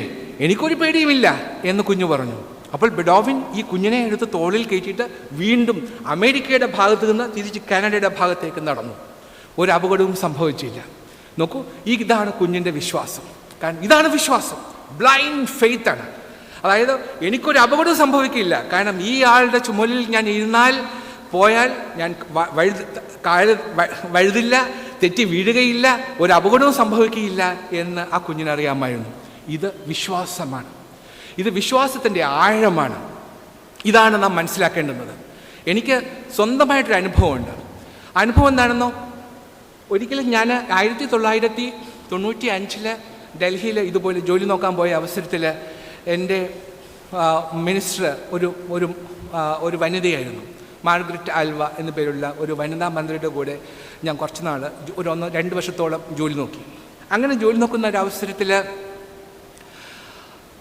ഒരു ദിവസം ഒരു പേപ്പറിലൊരു ന്യൂസ് വന്നു. നിങ്ങൾ ചിലരെങ്കിലും ഓർക്കുന്നുണ്ടാവും. UP-യിലെ ഗജറോളയിൽ കുറേ പാവപ്പെട്ട കന്യാസ്ത്രീമാരെ രാത്രിയുടെ അന്ത്യയാമങ്ങളിൽ കുറേ കാപാലികന്മാർ വലിയ ഇരുമ്പ് വടിയുമായി ചെന്ന് അവരെ അടിച്ച് തല പൊട്ടിച്ചു, പ്രഹരിച്ചു, അവരെ മരണാസന്നരാക്കി എന്നൊരു വാർത്ത വന്നു. അത് വളരെ ഞെട്ടിപ്പിക്കുന്ന ഒരു വാർത്തയായിരുന്നു. ഒന്ന് ആലോചിച്ച് നോക്കുക, ഒന്നുമില്ലാത്ത വെറും പാവപ്പെട്ടവരായ സാധുക്കളായ വലിയ അക്ഷരാഭ്യാസമൊന്നുമില്ലാത്ത നമ്മുടെ ഈ തിരുവിതാംകൂറിൽ നിന്നും പോയിട്ടുള്ള കുറേ പാവപ്പെട്ട കന്യാസ്ത്രീമാർ അവിടെ UP-യിലുള്ള ഒരു കുഗ്രാമത്തിൽ അവിടെ സാധുജന സേവനത്തിന് വേണ്ടി ചെല്ലുന്നു. അവരൊരു കൊച്ചു വീട്ടിൽ താമസിക്കുന്നു, ഒരു സൗകര്യങ്ങളുമില്ലാത്ത വീട്ടിൽ താമസിക്കുന്നു. അവർ മതപരിവർത്തനത്തിന് വന്നവരാണ് എന്ന് പറഞ്ഞ് അവിടെയുള്ള കുറേ മതഭ്രാന്തന്മാർ അർദ്ധരാത്രിയിൽ കമ്പിയും കഠാരയുമായി ചെന്ന് അവരെ കുത്തി മുറിവേൽപ്പിക്കുകയും അവരുടെ തലയ്ക്ക് പാര കൊണ്ടടിക്കുകയും അവരെ മരണാസന്നരാക്കുകയും ചെയ്തു എന്ന വാർത്ത വളരെ ദുഃഖിപ്പിക്കുന്ന ഒന്നായിരുന്നു. അന്ന് ഞാൻ ഓഫീസിൽ വന്നപ്പോൾ എൻ്റെ മിനിസ്റ്റർ ഇത് വായിച്ചു. എന്നിട്ട് പറഞ്ഞു, ജിജി ഇന്ന് എനിക്ക് ജോലി ചെയ്യാനൊരു മൂഡ് കിട്ടുന്നില്ല, I M feeling so sad, എനിക്ക് ഭയങ്കര സങ്കടം വരുന്നു, എനിക്കിത് വായിച്ചിട്ട് സഹിക്കാൻ പറ്റുന്നില്ല എന്ന് പറഞ്ഞു. അപ്പോൾ പറഞ്ഞു, നമുക്കൊരു കാര്യം ചെയ്യാം, നമുക്കിന്ന് UP-യിലെ ഗജറോളയിലേക്ക് പോകാം എന്ന് പറഞ്ഞു. അപ്പം ഞാൻ പറഞ്ഞു, ഓക്കെ മാഡം, നമുക്ക് പോകാം എന്ന് പറഞ്ഞു. ഞങ്ങൾ ഉടൻ തന്നെ UP-യിലെ ഗജറോളയിലേക്ക് പോയി. കുറേ ദൂരം ട്രെയിനിൽ പോയി, അത് കഴിഞ്ഞ് കുറച്ച് ദൂരം കാറിൽ പോയി. പിന്നെ കാറ് പോകാൻ പറ്റാത്ത അവസ്ഥയിൽ കുറച്ച് സമയം ഉന്തുവണ്ടിയിലൊക്കെ ആയിട്ടൊക്കെ വല്ല വിധേനയും കഷ്ടപ്പെട്ട്, ആ കുഗ്രാമം എന്ന് പറഞ്ഞാൽ ഇവിടെ ഇരിക്കുന്ന ആർക്കും മനസ്സിലാവില്ല, അങ്ങനെ ഒരു കുഗ്രാമം കേരളത്തിലില്ല. ആ കുഗ്രാമങ്ങളൊക്കെ കാണണമെങ്കിൽ കിഴക്കൻ UP-യിലോ അല്ലെങ്കിൽ പശ്ചിമ ബംഗാളിൻ്റെ പിന്നെ പടിഞ്ഞാറൻ ഭാഗങ്ങളിലോ ഒറീസയിലോ ഒക്കെ പോകണം, അപ്പോഴേ മനസ്സിലാവുള്ളൂ എന്താണ് കുഗ്രാമം എന്ന്. അപ്പോൾ അവിടെ ചെന്ന് കണ്ടപ്പോൾ കണ്ട കാഴ്ച വളരെ ദയനീയമായിരുന്നു. പൊട്ടിപ്പൊളിഞ്ഞ് കിടക്കുന്ന ഒരു ചെറിയ കുടിൽ. ആ കുടിൽ അവിടെ ജനാലകളും കസാലകളും എല്ലാം മറച്ചിട്ടിരിക്കുന്നു. അവിടെയൊക്കെ രക്തം തളം കെട്ടി കിടക്കുന്നു. അവിടെ കണ്ടപ്പോഴേക്കും മനസ്സിലായി, ഈ പാവപ്പെട്ട കന്യാസ്ത്രീമാരെ ഈ രാത്രിയിൽ വന്ന് ഇങ്ങനെ മർദ്ദിച്ച് അവശരാക്കിയ ആ കാപാലികന്മാരെ കുറിച്ചപ്പോൾ ഞങ്ങൾക്ക് വല്ലാത്ത വിഷമം വന്നു. ഒരാൾ പോലും അവിടെ ഉണ്ടായിരുന്നില്ല. അപ്പോൾ അവരെ കാണാതെ പോകുന്നത് ശരിയല്ലല്ലോ എന്ന് വിചാരിച്ചിട്ട് ഞങ്ങൾ അവരെ അഡ്മിറ്റ് ചെയ്ത ഒരു ചെറിയ ശുശ്രൂഷാലയത്തിലേക്ക് പോയി. അത് ഒരു കാര്യത്തൊഴുത്തിനേക്കാളും മോശമായിരുന്നു. യാതൊരു സൗകര്യങ്ങളുമില്ല. അവിടെ 2 ബെഞ്ചുകൾ കൂട്ടിക്കെട്ടിയിട്ട് അവിടെ ഈ പാവപ്പെട്ട ഈ കന്യാസ്ത്രീമാരെ അവിടെ കിടത്തിയിരിക്കുകയാണ്. പലർക്കും ബോധമേ ഇല്ല. എല്ലാവരും തലയിൽ തുണി കൊണ്ട് കെട്ടിയിട്ടുണ്ട്, കാരണം പാര കൊണ്ട് തലയ്ക്കാണ് അടിച്ചത്. അപ്പോൾ തല പൊട്ടിയിട്ട് അവിടെ അവർക്കുള്ള ഫസ്റ്റ് എയ്ഡ് കൊടുക്കാനൊന്നും മാർഗമില്ലാത്തതുകൊണ്ട് തുണി കൊണ്ട് കെട്ടിയിരിക്കുക. അതെല്ലാം രക്തക്കറ കൊണ്ട് ചുമന്നിരുന്നു. അങ്ങനെ ഞങ്ങൾ നോക്കി കണ്ടപ്പോൾ എല്ലാവർക്കും സങ്കടം. എൻ്റെ മിനിസ്റ്റർ ആണെങ്കിൽ ഒരു വനിതയാണ്, അവരത് കണ്ട മാത്രയിൽ അവരിന്ന് കരയാൻ തുടങ്ങി. ഒന്നും പറയാൻ പറ്റുന്നില്ല. അത്രയും ദുഃഖം തളം കെട്ടി നിൽക്കുന്ന അന്തരീക്ഷത്തിൽ ഒരു കട്ടിലല്ല ഒരു 2 ബെഞ്ചുകൾ കൂട്ടിയിട്ടിരുന്ന ഒരു മേക്ക് ഷിഫ്റ്റ് കട്ടിലിനകത്ത് ഒരു കന്യാസ്ത്രീ ഞരങ്ങുന്നതും മൂളുന്നതും ഞാൻ കണ്ടു. അപ്പോൾ അവിടെ ചെന്നപ്പോൾ എനിക്ക് മനസ്സിലായി, എല്ലാ കന്യാസ്ത്രീമാരും മലയാളികളാണ്. എല്ലാവരും പാലായിൽ നിന്നും അല്ലെങ്കിൽ അതിനടുത്തുള്ള പ്രദേശങ്ങളിൽ നിന്നൊക്കെ പോയിട്ടുള്ള അന്നമ്മ, ചിന്നമ്മ, ശോശാമ്മ എന്നൊക്കെ പേരുള്ള നമ്മുടെ സാധാരണക്കാരായ കന്യാസ്ത്രീമാരാണ്. അവരെ അവിടെ പാവപ്പെട്ടവരെ സേവിക്കാൻ വേണ്ടി പോയവരാണ്. എല്ലാം കത്തോലിക്ക സഭയിൽപ്പെട്ട കന്യാസ്ത്രീമാരാണ്. ഒരു കന്യാസ്ത്രീ അവിടെ കിടക്കുന്നത് കണ്ടിട്ട് ഞാൻ അടുത്ത് ചെന്നു. അപ്പോൾ അവർ ഞരങ്ങുന്ന മൂളൊന്നും കണ്ടു. മലയാളിയാണെന്ന് നല്ലോണം അറിയാമായിരുന്നു. അതുകൊണ്ട് ഞാൻ പറഞ്ഞു, എൻ്റെ പ്രിയപ്പെട്ട സിസ്റ്റർ, നല്ല വേദനയുണ്ടെന്ന് എനിക്കറിയാം, എങ്കിലും വിഷമിക്കണ്ട കേട്ടോ എന്ന് പറഞ്ഞു. കരയല്ലേ സിസ്റ്റർ എന്ന് പറഞ്ഞു. അപ്പോൾ ആ സിസ്റ്റർ പറഞ്ഞു, സാരമില്ല കുഞ്ഞേ, ഇതെത്ര നിസ്സാരം. കാൽവരിയിൽ എൻ്റെ അരുമനാഥൻ വഹിച്ച വേദന ഓർക്കുമ്പോൾ ഈ വേദന എത്ര നിസ്സാരം എന്ന് പറഞ്ഞു. അന്ന് വിശ്വാസത്തിൻ്റെ ആഴം എത്ര എന്നെനിക്ക് മനസ്സിലായി. ഇതാണ് വിശ്വാസം. നമ്മളൊക്കെ കർത്താവിനെ കുറിച്ച് പറയുന്നു, അവൻ്റെ കാൽവരിയിൽ കിടക്കുന്ന കർത്താവിനെ കുറിച്ച് നാം വാദോരാതെ പ്രസംഗിക്കുന്നു, അവൻ്റെ ക്രൂശിത രൂപം നാം നമ്മുടെ മാലയിൽ ചാർത്തുന്നു, അല്ലെങ്കിൽ കൊന്ത പിടിക്കുന്നു, ഇതെല്ലാം നാം ചെയ്യുന്നു. പക്ഷേ നമുക്കൊരു വേദന വരുമ്പോൾ, നമുക്കൊരു പ്രയാസം വരുമ്പോൾ നമ്മൾ പറയുമോ ഇങ്ങനെ? അന്ന് ഒരു വലിയ വിദ്യാഭ്യാസമൊന്നുമില്ല, ഒരു ഡിഗ്രിയുമില്ല, കഷ്ടിച്ച് 4 or 5 ക്ലാസ്സോ പഠിച്ചിട്ടുണ്ടാവണം ആ സിസ്റ്റർ. ആ സിസ്റ്റർ ശരിക്കും വിശ്വാസത്തിൻ്റെ ആഴം എത്ര എന്ന് എന്നെ പഠിപ്പിച്ചു തന്നു. ഇതുപോലെ ഒരു സംഭവം കൂടി പറയാം. ഇതെൻ്റെ അമ്മച്ചി എനിക്ക് പറഞ്ഞു തന്ന കാര്യമാണ്. എൻ്റെ അമ്മ ക്യാൻസർ രോഗിയായിരുന്നു. ക്യാൻസർ രോഗിയായി ഞങ്ങൾ 7 മക്കൾ അമ്മയ്ക്ക് ചുറ്റും തിരുവനന്തപുരത്തെ ആശുപത്രികൾക്ക് ചുറ്റും കൂടി നിൽക്കുക. ഓരോ ദിവസവും ഇഞ്ചിഞ്ചായി അമ്മ മരിച്ചുകൊണ്ടിരിക്കുക. ഏത് ദിവസവും മരിക്കുമെന്ന് ഉറപ്പായിരുന്നു. അന്നൊരു ദിവസം ഞങ്ങൾ 7 മക്കൾ, എൻ്റെ മൂത്ത പെങ്ങളടക്കം ഞങ്ങൾ 7 പേരും അമ്മയുടെ ചുറ്റും നിന്നു. എല്ലാവർക്കും അമ്മ ഏറ്റവും പ്രിയപ്പെട്ടവളായിരുന്നു. ഞങ്ങൾ 7 പേരെയും ഒരുപോലെ സ്നേഹിച്ചിരുന്നു അമ്മ. ഒരാളോടും പ്രത്യേകിച്ച് ഒരു സ്നേഹം കാണിച്ചിരുന്നില്ല. ആ അമ്മച്ചി ഇങ്ങനെ കിടന്ന വേദന കൊണ്ട് പുളയുന്നത് കണ്ടപ്പോൾ ഞാൻ പോയിട്ട് പറഞ്ഞു, അമ്മച്ചിയുടെ ഈ ക്യാൻസർ രോഗം മാറ്റിയില്ലെങ്കിൽ ഞാനിനി ക്രൈസ്തവനാവില്ല, ഞാൻ ക്രിസ്ത്യാനിയാണെന്ന് ഞാൻ പറയില്ല, എനിക്ക് ദൈവത്തിലുള്ള വിശ്വാസം ഞാൻ ഉപേക്ഷിക്കും എന്ന് പറഞ്ഞു. അപ്പോൾ അമ്മച്ചി എന്നെ അടുത്ത് വിളിച്ചിട്ട് പറഞ്ഞു, മോനെ നീ എന്താ പറഞ്ഞത്? ദൈവത്തിലുള്ള വിശ്വാസം ഉപേക്ഷിക്കുമെന്നോ? നീ 10 ക്ലാസ് സൺഡേ സ്കൂൾ പഠിച്ചത് വെറുതെ ആയല്ലോ മോനെ എന്ന് പറഞ്ഞു. കഷ്ടനഷ്ടമേറി വന്നാൽ ഭാഗ്യവാനായി തീരും ഞാൻ, കഷ്ടമേറ്റ കർത്താവിൻ്റെ കൂട്ടാളിയായി തീരും ഞാൻ എന്ന് നമ്മൾ എല്ലാ സന്ധ്യാപ്രാർത്ഥനാ സമയത്തും പാടുന്നതല്ലേ. എനിക്ക് ഈ പ്രയാസങ്ങളും എനിക്ക് ബുദ്ധിമുട്ടുകളും ദൈവം തമ്പുരാൻ നൽകിയത് അവനെ അടുത്തറിയാൻ, അവനെ വാഴി പുണരാൻ വേണ്ടി ദൈവം നൽകിയ ഒരു മാർഗമാണ് എന്ന് അമ്മച്ചി അന്ന് എന്നെ പറഞ്ഞു തന്നു. അപ്പോൾ ഞാൻ വിചാരിച്ചു, ഞാൻ ലജ്ജിച്ചു, കഷ്ടം, ഞാനിങ്ങനെ പറഞ്ഞു പോയല്ലോ ദൈവമേ. ഇത് വിശ്വാസത്തിൻ്റെ ആഴം എത്ര എന്ന് നമ്മെ പഠിപ്പിക്കുന്നു. അപ്പോൾ കർത്താവിലുള്ള the third dimension of God's love, ഞാൻ ആദ്യമേ പറഞ്ഞു, അതിൻ്റെ വീതി എത്ര? ലോകത്തെ മുഴുവനും മാറോടനക്കാൻ മാത്രം ഉള്ള വീതിയാണത്. അതിൻ്റെ നീളമെത്ര? സ്വന്തം ഏകജാതനായ പുത്രനെ നൽകാൻ മാത്രം, അവനെ ബലികഴിക്കാൻ മാത്രം നീളമുള്ളതാണ് അവൻ്റെ സ്നേഹം. അതിൻ്റെ ആഴം എത്ര? അവനിൽ വിശ്വസിക്കുന്ന ഒരുവനും നശിച്ചു പോകാതിരിക്കാൻ മാത്രമുള്ള ആഴമാണ് ആ ദൈവസ്നേഹത്തിന് ഉള്ളത്. ഇനി ഒരു ഡയമെൻഷനും കൂടിയുണ്ട്. അടുത്ത ഡയമെൻഷൻ എന്താ? ഓക്കെ, നമ്മൾ വീതിയുടെ കാര്യം പറഞ്ഞു, നീളത്തിൻ്റെ കാര്യം പറഞ്ഞു, ആഴത്തിൻ്റെ കാര്യം പറഞ്ഞു. ഇനി ഉയരം, ദൈവസ്നേഹത്തിൻ്റെ ഉയരം എത്ര? അതിനും ഉള്ള ഉത്തരം ഈ വേദഭാഗത്തിലുണ്ട്. They have everlasting life. നിത്യജീവൻ ലഭിക്കുന്നതിന് വേണ്ടി അവരിൽ വിശ്വസിക്കുന്ന ഏവനും നിത്യജീവൻ ലഭിക്കും. അതാണ് ദൈവസ്നേഹത്തിൻ്റെ ഉയരം എന്ന് പറയുന്നത്. നോക്കൂ, നമ്മൾ വേദപുസ്തകം വായിക്കുമ്പോൾ നാം രണ്ട് പ്രധാനപ്പെട്ട ഭാഗങ്ങൾ നാം മനസ്സിലേക്ക് കൊണ്ടുവരിക. ജൂദാസ്, കർത്താവിൻ്റെ 12 ശിഷ്യന്മാരിൽ ഒരാളായിരുന്നു ജൂദാസ്. ജൂദാസ് എന്താ ചെയ്തത്? അവൻ പോയി കർത്താവിനെ ഒറ്റുകൊടുക്കാൻ വേണ്ടി പോയി. എന്നിട്ട് പറഞ്ഞു, ഞാൻ അവനെ കാണിച്ചു തരാം, പകരം നിങ്ങൾ എനിക്ക് എന്ത് തരും എന്ന് ചോദിച്ചു. അപ്പോൾ അവൻ എന്താ കിട്ടിയത്? 30 വെള്ളിക്കാശ്. പത്രോസും ഇതുപോലെ ഒരു ചോദ്യം ചോദിക്കുന്നുണ്ട്. പത്രോസ് ചോദിക്കുന്നുണ്ട്, ഞങ്ങളെല്ലാം വിട്ട് നിന്നെ അനുഗമിക്കുന്നു, പകരം ഞങ്ങൾക്ക് എന്താ തരുന്നത് എന്ന് പത്രോസ് ചോദിക്കുന്നു. അപ്പോൾ കർത്താവ് എന്താ പറഞ്ഞത്? നിത്യജീവൻ നിങ്ങൾക്ക് ലഭിക്കും. അല്ലാതെ വേറൊന്നും പറഞ്ഞില്ല. ഓർത്തഡോക്സ് സഭയുടെ ഹെഡ് ഓഫ് ദ ചർച്ച് ആക്കാമെന്നോ, അല്ലെങ്കിൽ മാർപ്പാപ്പയാക്കാമെന്നോ, അല്ലെങ്കിൽ ഏതെങ്കിലും ഒരു ഇടവക വികാരിയാക്കാമെന്നോ ഒന്നും പറഞ്ഞില്ല. പറഞ്ഞതെന്താ? നിത്യജീവൻ നിനക്ക് ലഭിക്കും. അതാണ് പറഞ്ഞത്. അപ്പോൾ ദൈവസ്നേഹത്തിൻ്റെ ഉയരമെന്ന് പറയുന്നത് നിത്യജീവൻ ലഭിക്കുക എന്നുള്ളതാണ്. പ്രിയപ്പെട്ടവരെ, 4 ദൈവസ്നേഹത്തിൻ്റെ 4 ഡയമെൻഷൻസ് എന്ന് പറയുന്നത് ഈ 4 ഒന്ന്, ലോകത്തെ മുഴുവനും മാറൂൺ അനയ്ക്കാൻ മാത്രം വീതിയുള്ളതാണ് അവൻ്റെ സ്നേഹം. സ്വന്തം ഏകജാതനായ പുത്രനെ നൽകാൻ മാത്രം നീളമുള്ളതാണ് അവൻ്റെ സ്നേഹം. അവരിൽ വിശ്വസിക്കുന്ന ഏവനും നശിച്ചു പോകാതിരിക്കാൻ മാത്രം ആഴമുള്ളതാണ് അവൻ്റെ സ്നേഹം. അവനിൽ വിശ്വസിക്കുന്ന ഏവനും നിത്യജീവൻ ലഭിക്കാൻ മാത്രം ഉയരമുള്ളതാണ് അവൻ്റെ സ്നേഹം.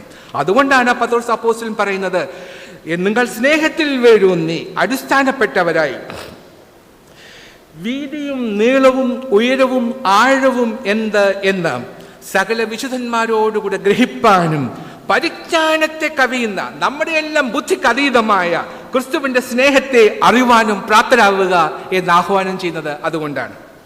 നോക്കൂ, ഇനിയും നമുക്ക് ഒരു കാര്യം ചോദിക്കണം.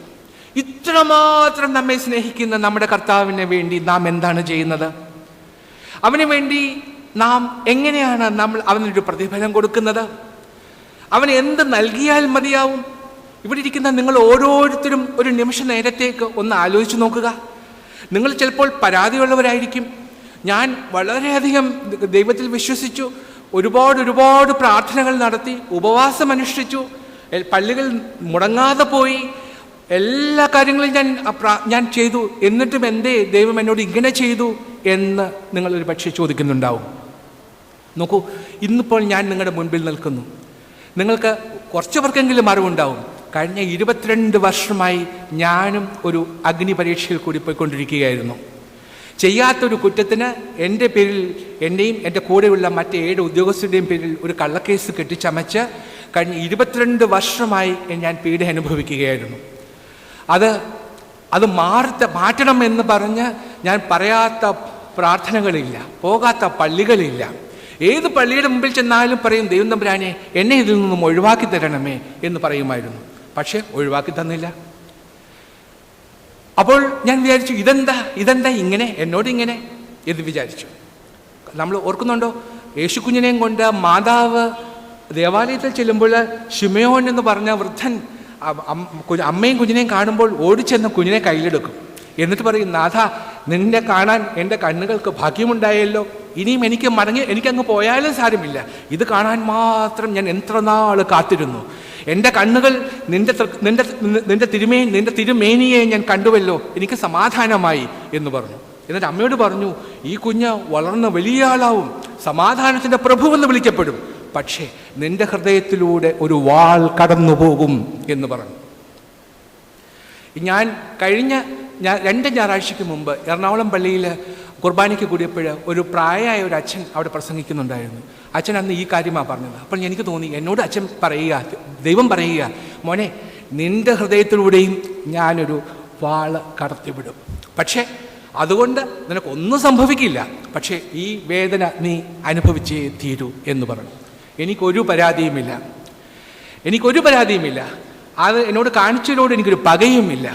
എന്നെ കഴിഞ്ഞ ബുധനാഴ്ചത്തെ ക്യാബിനറ്റിൽ തീരുമാനമെടുത്തു, എന്നെ ഈ കേസിൽ നിന്നും ഒഴിവാക്കാൻ തീരുമാനിച്ചു ഗവൺമെൻറ്. എത്രയോ നാളുകൾക്ക് മുമ്പ് ചെയ്യാമായിരുന്നു എന്നൊക്കെ പലരും പറഞ്ഞു. അപ്പം എൻ്റെ ഗുരുനാഥന്മാർ, കഴിഞ്ഞ ദിവസം എൻ്റെ ഗുരുനാഥനായ വിഷ്ണുനാരായണൻ നമ്പൂതിരിയെ കാണാനായിട്ട് ബഹുമാനപ്പെട്ട കേരള മുഖ്യമന്ത്രിയും സീനിയറായിട്ടുള്ള കുറേ രാഷ്ട്രീയ നേതാക്കന്മാരുമൊക്കെ പോയപ്പോൾ അദ്ദേഹത്തിന് ചീഫ് മിനിസ്റ്റർ അദ്ദേഹത്തിന് പൊന്നാട അണിയിച്ചു, കാലിൽ തൊട്ട് വന്ദിച്ചു, എന്നിട്ട് മംഗളപത്രം സമർപ്പിച്ചു. അപ്പോൾ 79 വയസ്സുള്ള എൻ്റെ പ്രിയപ്പെട്ട ഗുരുനാഥൻ പറഞ്ഞു, ഇതിനേക്കാളും വലിയ സമ്മാനം എനിക്ക് എന്നേ കിട്ടിയിരിക്കുന്നു എന്ന് പറഞ്ഞു. എന്ത് സമ്മാനമാണ് എന്ന് ചോദിച്ചപ്പോൾ പറഞ്ഞു, എൻ്റെ പ്രിയ ശിഷ്യനായ ജിജി തോമസിൻ്റെ പേരിലുള്ള കേസ് നിങ്ങൾ പിൻവലിച്ചില്ലേ, അതാണ് എനിക്ക് ലഭിച്ച ഏറ്റവും വലിയ സമ്മാനം എന്ന് പറഞ്ഞു. ഇത് ഞാൻ കണ്ടില്ല, ഇത് ടി വിയിൽ കൂടി കണ്ട് എൻ്റെ പെങ്ങളും എൻ്റെ വീട്ടുകാരും കൂട്ടുകാരും ഒക്കെ കണ്ട് അവരെന്നെ ഫോൺ ചെയ്തിട്ട് പറഞ്ഞു, ഇങ്ങനെ ഒന്ന് സംഭവിച്ചിട്ടുണ്ടെന്ന് പറഞ്ഞു. ഇത് ഒരു വലിയ ആശ്വാസമായി. കാരണം ഇതാണ് നാം പ്രതീക്ഷിക്കാതെ ലഭിക്കുന്ന നൽവരങ്ങൾ. കർത്താവ് ഇതേപോലെ ഇങ്ങനെ നമ്മുടെ വേദപുസ്തകത്തിൽ ഏറ്റവും എന്നെ എത്രമാത്രം എന്നെ ആശ്വസിപ്പിക്കുന്ന, അല്ലെങ്കിൽ ഞാൻ എത്ര വായിച്ചാലും എനിക്ക് മതിവരാത്തൊരു ഭാഗമാണ് വിശുദ്ധ മത്തായിയുടെ സുവിശേഷം 26-ാം അധ്യായം 6 മുതൽ 13 വരെയുള്ള വാക്യങ്ങൾ, യോഹന്നാന്റെ സുവിശേഷം 12-ാം അധ്യായം 1 മുതൽ 8 വരെയുള്ള വാക്യങ്ങൾ. ഇത് നിങ്ങൾക്ക് നല്ല പരിചയമുള്ള ഭാഗമാണ്. വേദപുസ്തകം എടുത്ത് നോക്കണമെന്നില്ല. കാരണം ഇവിടെ ഒരു സംഭവം വിവരിക്കുന്നുണ്ട്. ശീമോന്റെ വീട്ടിൽ, ശീമോന്റെ പൂമേടയിൽ കർത്താവ് വിരുന്നിന് പോവുക. ആരായിരുന്നു ഈ ശീമോൻ? കുഷ്ഠരോഗിയായിരുന്ന ശീമോൻ എന്നാണ് പറയുന്നത്. അപ്പോൾ കുഷ്ഠരോഗിയാണെങ്കിൽ ആ വീട്ടിലാരും പോകാൻ ഇടയില്ല. അപ്പോൾ കുഷ്ഠരോഗിയായിരുന്നു, പക്ഷെ അവനെ സൗഖ്യപ്പെടുത്തി. ഈ ശീമോൻ വലിയ ധനാഢ്യനായിരുന്നു. അവൻ്റെ പൂമേടയിലേക്ക് കർത്താവ് പോവുകയാണ് ശിഷ്യന്മാരുമൊത്ത്. അവനോടൊപ്പം പന്തിയിലിരുന്നവരിൽ അവൻ ഉയർപ്പിച്ച ലാസറും ഉണ്ടായിരുന്നു. അവനോട് ദേഹത്തോട് അടുത്ത് ചേർന്നിരുന്ന് അവർ ഭക്ഷണം കഴിക്കാൻ ഒരുമിടുമ്പോൾ മേരി അവിടെ ആഗതയാവുന്നു. എങ്ങനെയാണ് വരുന്നത്? വലിയ ഒരു ഭരണീയമായി, വെങ്കൽ ഭരണീയമായി എന്നാണ് വേദപുസ്തകത്തിൽ എഴുതിയിരിക്കുന്നത്. സുഗന്ധദ്രവ്യം, പരിമള തൈലം കൊണ്ടുവരിക. അത് വന്നിട്ട് അവൾ ഒരു ലോഭവും കൂടാതെ, ഒരു മടിയും കൂടാതെ അവൻ്റെ തലയിലേക്ക് ഒഴിക്കുകയും എന്നിട്ട് തൻ്റെ തലമുടി കൊണ്ട് അവൻ്റെ കാൽ തുവർത്തുകയും ചെയ്തു എന്നുള്ളതാണ് ഈ കഥ. ഇത് വളരെ മനോഹരമായിട്ട് മഹാകവി വള്ളത്തോളിൻ്റെ മഗ്ദലന മറിയം എന്ന ഖണ്ഡകാവ്യത്തിൽ വിവരിച്ചിട്ടുണ്ട്.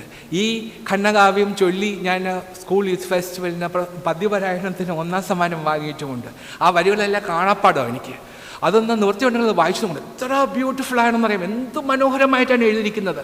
അപ്പോൾ ചിലപ്പോൾ തർക്കിക്കാം, ഇത് മഗ്ദലന മറിയമാണോ അതോ മാർത്ത മറിയയിലെ ആ മറിയ ആണോ? ആരോ ആവട്ടെ, മേരി എന്ന് മാത്രം വിചാരിച്ചാൽ മതി. മഹാകവി പറയുന്നത് മഗ്ദലന മറിയം എന്ന കവിത മഗ്ദലന മറിയക്കാരി വന്നിരിക്കുന്നു എന്നാണ്. എനിവേ, ഇത് അവിടുത്തെ ആ പൂമേടയിലെ വിശേഷങ്ങൾ നോക്കുക. എത്ര വലിയ മനോഹരമായ ഒരു ബംഗ്ലാവ്, ഒരു ചെറിയ കൊട്ടാരം എന്ന് വേണമെങ്കിൽ പറയാം. ഏറ്റവും വിശേഷപ്പെട്ട പർവ്വതാനികൾ വിരിച്ചിരിക്കുന്നു. അവിടെ ശരറാന്തൽ വിളക്കുകൾ അവിടെ ഇവിടെ തൂങ്ങിക്കിടക്കുന്നു. അവിടെ മുഴുവൻ പ്രഭാപൂരം ചൊരിഞ്ഞിരിക്കുന്നു. പക്ഷെ ഈ പ്രഭാപൂരത്തെയും വെല്ലുന്ന പ്രഭയോടുകൂടി ഒരാൾ എഴുന്നള്ളി വരികയാണ്. അവൻ്റെ തലമുടി ചീകി ഒതുക്കിയിട്ടില്ല. അത് നീണ്ടു നിവർന്നു കിടക്കുന്നു, ചുരുണ്ട് കിടക്കുന്നു. അവൻ്റെ മുഖത്ത് അതിൻ്റെ ആ വണ്ടിൻ ചാർത്തുകളെ പോലെ ആ മുടികൾ ഇങ്ങനെ ചുരുണ്ട് കിടക്കുന്നു. അത് മെല്ലെന്ന് അനങ്ങുന്നുണ്ടോ? ആ ചെറിയ കാളന്നിയിൽ ഭാരതൻ വീശുമ്പോൾ അവിടെ ഓളങ്ങൾ ഉണ്ടാകുന്നത് പോലെ അവൻ്റെ മുഖത്തുമുള്ള ഈ വണ്ടിൻ ചാർത്തുകൾ ഒന്ന് ഇളകുന്നുണ്ടോ? ഇങ്ങനെയെല്ലാം നോക്കുമ്പോൾ കവി പറയുന്നു, അല്ലല്ല, എന്തൊരു പ്രമാദമാണ് ഈ ഭവാന്റെ, അതായത് ഈ വിരുന്നുകാരനായ ശിമോനെ, നിന്റെ കാലുകളൊന്നും മടങ്ങാത്തതെന്താണ്? നീ ഒന്ന് മുട്ടുമടക്കാത്തതെന്താണ്? നീ അവൻ്റെ കാലുകളൊന്ന് കഴുകാത്തതെന്താണ് എന്ന് ചോദിച്ചുകൊണ്ടിരിക്കുമ്പോൾ ഇതാ വരുന്നു വേറൊരു സ്ത്രീ, ഒരു പാവപ്പെട്ട സ്ത്രീ വരുന്നു. ഒരു വെങ്കൽ ഭരണി നിറയെ പരിമള തൈലവുമായി വരുന്നു. അവൾ വന്നിട്ട് ഒരു മടിയും കൂടാതെ അത് പൊട്ടിച്ചിട്ട് അതിലെ സുഗന്ധദ്രവ്യം മുഴുവനും അവൻ്റെ ദേഹത്ത് ഒക്കെ ഒഴിക്കുന്നു. എന്നിട്ട് അവളുടെ തലമുടി കൊണ്ട് അവൻ്റെ കാലുകൾ തുറക്കുന്നു എന്ന് എഴുതിയിരിക്കുന്നു. ഇത് എന്തൊരു പാഷനാണ്, എന്തൊരു പാഷനേറ്റ് ആയിട്ടുള്ള, ഇത്രമാത്രം സ്നേഹമുള്ള ഒരു പ്രവൃത്തിയാണ് നാം കാണുന്നത്. ഈ കാഴ്ച കാണുമ്പോൾ അവർ ചോദിക്കുന്നുണ്ട്, എന്തൊരു തോന്നിയാസാണ്, ഇതെന്തൊരു പാഴ്ചെലവാണ്, ഇതൊരു 300 ദിനാറിന് വിറ്റിരുന്നെങ്കിൽ പാവപ്പെട്ടവർക്ക് കൊടുക്കാമായിരുന്നില്ലേ എന്നൊക്കെ ശിഷ്യൻ ചോദിക്കുന്നുണ്ട്. പക്ഷേ അവൾ കർത്താവ് പറയുന്നുണ്ട് എന്താണെന്ന് നിങ്ങൾക്കറിയാം. ഞാൻ എന്തിനു പറഞ്ഞു എന്നറിയാമോ? ക്രിസ്തുവിനോടുള്ള സ്നേഹം എങ്ങനെ ആയിരിക്കണമെന്ന് ദൃഷ്ടാന്തീകരിക്കാൻ ഇതിലും മികച്ചൊരു ഭാഗമുണ്ടെന്ന് എനിക്ക് തോന്നുന്നില്ല.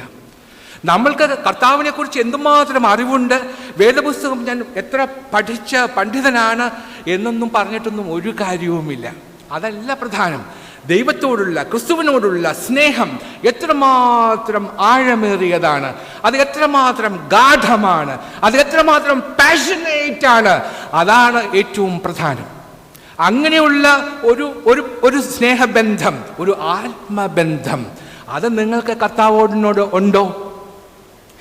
ഈ ലോകത്തെ മുഴുവനും മാറോട് ചേർക്കാൻ മാത്രം വീതിയുള്ള, സ്വന്തം ഏകജാതനായ പുത്രനെ നൽകാൻ മാത്രം നീളമുള്ള, അവരിൽ വിശ്വസിക്കുന്ന ഒരുവനും നശിച്ചു പോകാതിരിക്കാൻ മാത്രം ആഴമുള്ള, അവരിൽ വിശ്വസിക്കുന്ന ഏവരും നിത്യജീവൻ ലഭിക്കാൻ മാത്രം ഉയരമുള്ള സ്നേഹം നൽകുന്ന കർത്താവിനോട് നമ്മുടെ സ്നേഹം എങ്ങനെയായിരിക്കണം? അത് ഇതുപോലെ ആയിരിക്കണം, ഇതുപോലെ ഗാഢമായിരിക്കണം. അതിൽ ഒരു തരുമ്പും അതിൽ സംശയമുണ്ടാകാൻ പാടില്ല. നോക്കൂ, നിങ്ങൾ ഒരു മാഹിയിലേക്ക് പോകുമ്പോഴൊക്കെ കാണാം, അവിടെ നിങ്ങൾ കത്തോലിക്ക പള്ളികളിൽ നോക്കുമ്പോൾ ചിലപ്പോൾ കാണാം ലിറ്റിൽ ഫ്ലവർ ചർച്ച് എന്ന് എഴുതി വെച്ചിരിക്കുന്നത് കണ്ടില്ലേ? ലിറ്റിൽ ഫ്ലവർ സ്കൂളൊക്കെ ഉണ്ട്. ഈ ലിറ്റിൽ ഫ്ലവർ എന്ന് പറയുന്ന ആരെന്നറിയാമോ? ഒരു കൊച്ചു കന്യാസ്ത്രീയാണ്. ഈ കന്യാസ്ത്രീയെക്കുറിച്ച് പറയുന്നത് തെരേസ എന്ന അവളുടെ പേര്. അപ്പം തെരേസ എന്ന് പറയുന്ന ഈ കൊച്ചു പെൺകുട്ടി, അവളെ കുഞ്ഞുനാളിൽ മുതലേ പള്ളിയിൽ വന്ന് പാട്ട് പാടുമ്പോൾ, കൊയറിൽ പാടുമ്പോഴൊക്കെ അവൾ ഭയങ്കരം സ്നേഹത്തോടെ, എന്ന് വെച്ചാൽ പറയുന്നത് കർത്താവിനോട് അസാമാന്യമായ സ്നേഹബന്ധമുള്ള ഒരു കൊച്ചു പെൺകുട്ടിയായിരുന്നു തെരേസ.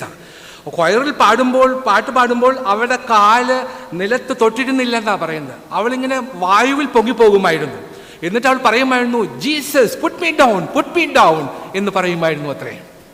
എന്നിട്ട് ഈ കൊച്ചു തെരേസ ഒരു ദിവസം നടക്കാൻ പോയപ്പോൾ എതിരെ ഒരു പയ്യൻ, ഒരു കൊച്ചു ചെറുക്കൻ വരുന്നത് കണ്ടു. അപ്പോൾ ചെറുക്കൻ തെരേസയോട് ചോദിച്ചു, ഹു ആർ യു എന്ന് ചോദിച്ചു. അപ്പോൾ തെരേസ പറഞ്ഞു, I am Teresa of Jesus, ഞാൻ ജീസസിന്റെ തെരേസയാണ് എന്ന് പറഞ്ഞു. എന്നിട്ട് തെരേസ ചോദിച്ചു, അതുപോട്ടെ നീ ആരാണ് എന്ന് ചോദിച്ചു. അപ്പോൾ പയ്യൻ പറഞ്ഞു, I am Jesus of Teresa എന്ന് പറഞ്ഞു. ഇത് നടന്ന സംഭവമാണ്. ഇതാണ് ബന്ധം, ഇതാണ് ആഴമേറിയ ബന്ധം. കർത്താവിനെ എത്രമാത്രം നമ്മെ സ്നേഹിക്കുന്ന കർത്താവിനെ നാം എന്ത് തിരിച്ചു നൽകും എന്ന ചോദ്യത്തിനുള്ള മറുപടി ഇതാണ്. ഇങ്ങനെയുള്ള ഒരു ബന്ധം നമുക്ക് ഉണ്ടാക്കാൻ കഴിയണം. മേരിയെ നോക്കുക, എപ്പോൾ നോക്കിയാലും അവൾ അവൻ്റെ കാൽക്കലാണ്. അവൻ്റെ തിരുവചനങ്ങൾ കേൾക്കാൻ വേണ്ടി അവൻ്റെ കാലിൻ്റെ അടുത്ത് ചെന്നിരിക്കുകയാണ്. അവൻ്റെ കാലിൽ അവൾ സ്വന്തം തലമുടി കൊണ്ട് അത് തുവർക്കുകയാണ്. അവൻ്റെ അടുക്കിൽ നിന്നും മാറുന്നില്ല. അവൻ്റെ കാലിൽ വീണ് അവൻ്റെ കാല് കഴുകി എന്ന് സ്വന്തം മുടി കൊണ്ട് തുവർത്തി. കർത്താവിൽ ശ്രദ്ധ കേന്ദ്രീകരിക്കാതെ അവൻ്റെ പ്രവൃത്തികളിൽ ഏർപ്പെടുന്നവർ പാഴ്വേലയാണ് ചെയ്യുന്നത്. അവനിൽ ബന്ധമില്ലാതെ, അവനെ അഗാധമായി സ്നേഹിക്കാതെ, അവനെ ഗാഠമായി പുണരാതെ അവൻ്റെ പ്രവൃത്തിയാണ് ഇത് എന്ന് പറഞ്ഞ് പ്രവൃത്തിയെടുക്കുന്നവർ വെറും പാഴ്വേല ചെയ്യുന്നു എന്ന് ഞാൻ പറഞ്ഞുകൊള്ളട്ടെ. നോക്കൂ, കർത്താവിനെ സ്നേഹിക്കുക, അവനെ അഗാധമായി സ്നേഹിക്കുക, അവനുമായി ഒരു ആത്മബന്ധം ഉണ്ടാക്കുക, നമ്മുടെ കൊച്ചു തെരേസ ചെയ്തതുപോലെയുള്ള, അവളതുപോലുള്ളതുപോലെയുള്ള ഒരു സ്നേഹബന്ധം ഉണ്ടാക്കുക. ഇതാണ് നമ്മളെ ഇത്രമാത്രം സ്നേഹിക്കുന്ന കർത്താവിന് നൽകാവുന്ന ഏറ്റവും വലിയ സമ്മാനം എന്ന് ഞാൻ വിചാരിക്കുന്നു. നമ്മുടെ ഹൃദയമല്ലാതെ മറ്റെന്താണ് അവന് കാണിക്കയായിട്ട് നൽകുക? എത്ര രൂപയിട്ടാലും മതിയാകുമോ? എത്രമാത്രം സ്ഥലം അവൻ്റെ പേരിൽ എഴുതി കൊടുത്താലും പള്ളിക്ക് കൊടുത്താലും മതിയാകുമോ? നമ്മുടെ ഹൃദയം, എല്ലാം, നമ്മുടെ സർവസ്വവും അവൻ്റെ മുമ്പിൽ സമർപ്പിക്കുക എന്നുള്ളതാണ് ഏറ്റവും പ്രധാനം. പണ്ട് ഇത് ഒരിക്കൽ പള്ളിയിൽ ഇതിനെക്കുറിച്ച് പ്രസംഗിച്ചുകൊണ്ടിരുന്നപ്പോൾ അച്ഛൻ പറഞ്ഞു, ഇത് ആളുകൾക്ക് മനസ്സിലാക്കാൻ വേണ്ടിയിട്ട് അച്ഛൻ പറഞ്ഞു, നമുക്കുള്ളതെല്ലാം ദൈവത്തിന് കൊടുക്കണമെന്ന് പറഞ്ഞാൽ അതങ്ങോട്ട് സമ്മതിക്കില്ല. അതെങ്ങനെ അച്ഛാ, അതെങ്ങനെ പറ്റും? നമുക്കുള്ളതെല്ലാം അങ്ങോട്ടും കൊടുത്താൽ പിന്നെ നമുക്ക് ജീവിക്കണ്ടായോ എന്ന് ചോദിക്കും. അപ്പോൾ അച്ഛൻ പറഞ്ഞു, അത് വേണ്ട പൊന്നുമക്കളെ, ഒരു 10%, ഒരു 10% കൊടുത്താൽ മതി എന്ന് പറഞ്ഞു. അപ്പോൾ പറഞ്ഞു, അപ്പം അച്ഛൻ അത് വിശദീകരിച്ചു. എങ്ങനെയാ? നിങ്ങൾക്ക് 100 പശുക്കളുണ്ടെന്നിരിക്കട്ടെ, 100 പശുക്കളുണ്ടെങ്കിൽ അതിൽ 10 ദൈവത്തിന് കൊടുക്കണം എന്ന് പറഞ്ഞു. അപ്പോൾ ഒരാൾ പുറകിലിരുന്ന ഒരു കർഷകൻ ആമേൻ എന്ന് പറഞ്ഞു. കാരണം എന്താ? പുള്ളിക്കാരന് 100 പശുക്കളില്ല. അത് കഴിഞ്ഞിട്ട് അച്ഛൻ പറഞ്ഞു, 50 പശുക്കളുള്ളവർ 5 പശുക്കളെ കൊടുക്കണം. അപ്പോഴും നമ്മുടെ കഥാപാത്രം പറഞ്ഞു ആമേൻ. കാരണം എന്താ? പുള്ളിക്ക് 50 പശുക്കളില്ല. അത് കഴിഞ്ഞിട്ട് അച്ഛൻ പറഞ്ഞു, 20 പശുക്കളുള്ളവർ 2 പശുക്കളെ കൊടുക്കണം. അപ്പോഴും നമ്മുടെ കഥാപാത്രം പറഞ്ഞു ആമേൻ. കാരണം എന്താ? 20 പശുക്കളില്ല. അത് കഴിഞ്ഞ് അച്ഛൻ പറഞ്ഞു, 10 പശുക്കളുള്ളവർ 1 പശുവിനെ കൊടുക്കണം. അപ്പം നമ്മുടെ കഥാപാത്രം കഴിഞ്ഞിട്ട് പറഞ്ഞു, അച്ഛാ ഈ പണി അങ്ങ് മനസ്സിലിരിക്കട്ടെ, എനിക്ക് 10 പശുക്കളുണ്ടെന്ന് അച്ഛൻ അറിയാം, അതുകൊണ്ടല്ലേ അച്ഛൻ ഇങ്ങനെ പറയുന്നത്, അത് മനസ്സിലിരിക്കട്ടെ എന്ന് പറഞ്ഞു. ഇതാ നമ്മുടെയൊക്കെ സ്വഭാവം. നമ്മൾ ദൈവത്തെ സ്നേഹിക്കുന്നു, ദൈവത്തിന് വേണ്ടി എല്ലാം സമർപ്പിക്കുന്നു, എൻ്റെ ജീവിതം കർത്താവിന് വേണ്ടിയുള്ളതാണ് എന്ന് വാദോരാതെ പറയുകയും പാട്ടുപാടുകയും പ്രസംഗിക്കുകയും ഒക്കെ ചെയ്യുമ്പോഴും നമ്മളുടെ മുൻപിലുള്ള അവശേഷിക്കുന്ന ചോദ്യം ഇത് മാത്രമാണ്: അവനുമായി അഗാധമായ ബന്ധമുണ്ടോ? അവനുമായി ഗാഠമായ ഒരു റിലേഷൻഷിപ്പ് ഉണ്ടോ? അത് പാഷനേറ്റ് ആണോ? അതിൽ മറ്റൊരു ഞാൻ പറയുന്ന വിശ്വാസത്തിൻ്റെ ഓർത്തഡോക്സി ഒന്നും വേണ്ട. നിങ്ങൾ എന്തുമാത്രം ഓർത്തഡോക്സ് ആണെന്നൊന്നും ആരും ചോദിക്കാൻ പോകുന്നില്ല. നിങ്ങളുടെ വിശ്വാസ പ്രമാണങ്ങൾ നിങ്ങൾ ഉറച്ചു നിന്നോ എന്നൊന്നും ചോദിക്കത്തില്ല. വേദപുസ്തകം കാണാപ്പാഠമാണോ, ഇന്ന് 115 സങ്കീർത്തനം വാക്യം 12 അറിയാമോ എന്നും ചോദിക്കില്ല. ചോദിക്കാൻ പോകുന്നത് ഇത് മാത്രമേ ഉണ്ടാവുകയുള്ളൂ: കർത്താവുമായ ആത്മബന്ധമുണ്ടോ? അപ്പോൾ നമ്മെ ഇത്രമാത്രം സ്നേഹിച്ച് ഇത്രയും വലിയ മാനങ്ങളുള്ള അവൻ്റെ സ്നേഹത്തിൻ്റെ വീതിയും നീളവും ആഴവും ഉയരവും എന്തെന്ന് നമ്മുടെയൊക്കെ ബുദ്ധിയെല്ലാം അതിജീവിക്കുന്ന, നമ്മുടെ പരിജ്ഞാനത്തെ എല്ലാം കവച്ചു വയ്ക്കുന്ന ആ സ്നേഹത്തെക്കുറിച്ച് മനസ്സിലാക്കാൻ സകല വിശുദ്ധന്മാരോടുമൊത്ത് അത് മനസ്സിലാക്കാൻ പൗലോസ് ശ്ലീഹ ആഹ്വാനം ചെയ്യുന്നത് അതുകൊണ്ടാണ്. പ്രിയപ്പെട്ടവരെ, ഞാൻ ഇവിടെ അവസാനിപ്പിക്കട്ടെ. ഈ ദിവസത്തിൽ കർത്താവിൻ്റെ സ്നേഹത്തിൻ്റെ, ദൈവസ്നേഹത്തിൻ്റെ നീളവും വീതിയും അതിൻ്റെ ആഴവും അതിൻ്റെ ഉയരവും എന്തെന്ന് മനസ്സിലാക്കാൻ നിങ്ങൾക്ക് ദൈവം തമ്പുരാൻ എല്ലാ അനുഗ്രഹങ്ങളും അതിനുള്ള കഴിവും നൽകട്ടെ. അതിനുവേണ്ടി നിങ്ങളെ പ്രാപ്തരാക്കട്ടെ എന്ന് പ്രാർത്ഥിച്ചുകൊണ്ട് എൻ്റെ വാക്കുകൾ ഇവിടെ ചുരുക്കട്ടെ. നിങ്ങൾക്ക് ചോദ്യങ്ങൾ ചോദിക്കാനുള്ള അവസരമാണ്, അതിനുണ്ടെന്ന് ഞാൻ വിചാരിക്കുന്നു.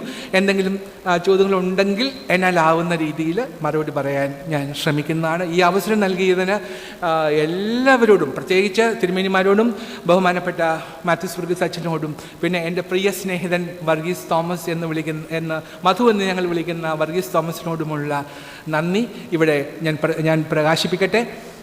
ദൈവം അനുവദിച്ചാൽ ഇനിയും ഒരവസരത്തിൽ തീർച്ചയായിട്ടും നിങ്ങളോടൊപ്പം വന്നു ചേരാൻ എന്നും തയ്യാറായിരിക്കും എന്നുകൂടി പറഞ്ഞുകൊണ്ട് ഈ നൽകിയ സുവർണ്ണ അവസരത്തിന് നന്ദി പറഞ്ഞുകൊണ്ട് എൻ്റെ വാക്കുകൾ ചുരുക്കുന്നു.